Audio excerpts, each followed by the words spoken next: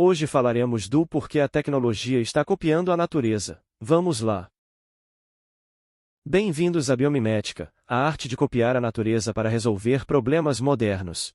Um exemplo da biomimética é que se eu estiver em uma selva e ver um mamífero bebendo água de um rio, vou saber que também posso beber aquela água. E é isso que chamamos de biomimética, a prática de olhar para a natureza e tentar imitar as estratégias de sobrevivência. E através da biomimética tentamos achar soluções de design modernos. O design tenta melhorar tanto a aparência de algo como também a eficiência. Por que fazer tarefas torturantes se podemos fazer com que elas fiquem mais simples, rápidas e práticas e desperdiçar menos o nosso tempo? Nós modificamos a natureza desde que criamos ferramentas para poder facilitar as nossas vidas. Por exemplo, quando não existia o Google, tínhamos que ir a uma biblioteca e procurar um livro específico sobre o tema que queríamos saber. Mas apesar de termos os cérebros mais imaginativos que conhecemos, temos uma desvantagem em relação aos outros seres vivos: o tempo. A vida teve aproximadamente 4 bilhões de anos para surgir, morrer, se adaptar e aprimorar. Enquanto nós temos aviões há mais ou menos 100 anos, existem as aves que voam há milhões de anos. Muitas soluções de design já foram encontradas por outros seres vivos, como as abelhas com as suas colmeias, que possuem favos de mel em padrões hexagonais que abrigam o máximo de mel possível em um menor espaço. Isso significa que as abelhas podem construir usando o mínimo de energia na melhor estrutura para armazenamento. Isso só foi demonstrado pelo matemático Thomas Hales no ano de 1999. Mas a ideia de que os seres vivos que vivem ao nosso redor têm as melhores e mais eficientes soluções já é bem antiga. Essa ideia ficou mundialmente conhecida através do biólogo Charles Darwin das suas publicações sobre a seleção natural, a maneira de que os seres vivos manifestam a sua evolução biológica. Um exemplo da evolução biológica são as redes de fungos que conectam as árvores umas às outras em diversas florestas pelo mundo. Essas redes se conectam através das raízes e funcionam como a internet, mas ao invés de transportar dados, transporta moléculas de uma árvore para outra, incluindo moléculas que permitem a comunicação que é chamada de World Wide Web, ou abreviando para WWW. A maioria das árvores pequenas seriam nossos computadores e as árvores maiores e mais antigas seriam os ramos e por fim os filamentos de fungos seriam os cabos submarinos ligando tudo entre si. E esses exemplos são impressionantes.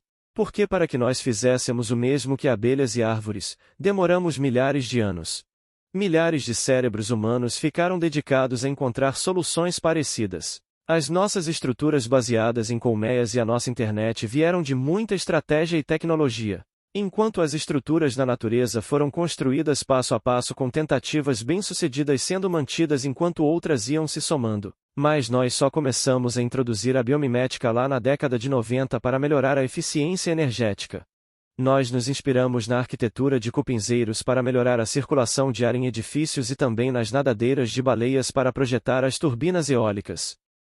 O trem-bala japonês pode viajar a mais ou menos 300 km por hora, mas o barulho que ele fazia quando entrava nos túneis era tão alto que ultrapassava qualquer padrão ambiental. Além de incomodar os moradores, o problema eram as ondas de choque que o trem fazia ao deslocar o ar a altíssimas velocidades pelo bico do trem. A solução desse problema foi olhar para a natureza. Existe um pássaro chamado martim pescador, que é capaz de passar do ar e mergulhar na água com uma eficiência incrível, espirrando quase nada de água.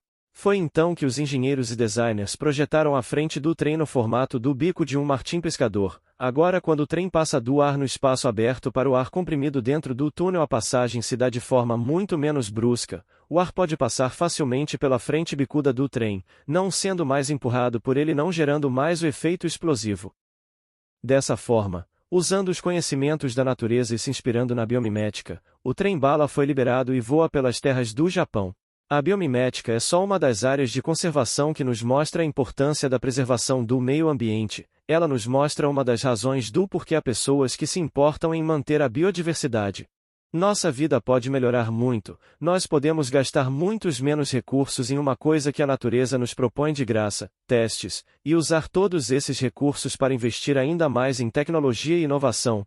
Quanto mais estudamos os outros seres vivos, mais estratégias que economizam energia encontramos, mais próspera será a humanidade nas futuras gerações. Uma coisa é certa: quanto mais estudamos as diferentes formas de vida, mas nos damos conta que ainda temos muito que aprender, afinal nós estamos criando ferramentas e modificando o mundo há alguns milhares de anos, enquanto a natureza teve mais ou menos 4 bilhões de anos para isso. É como perguntar para uma pessoa que estudou por 50 anos a mesma coisa, que perguntar para um bebê que acabou de nascer, e, por enquanto, a vida terrestre é toda a vida que conhecemos nesse universo.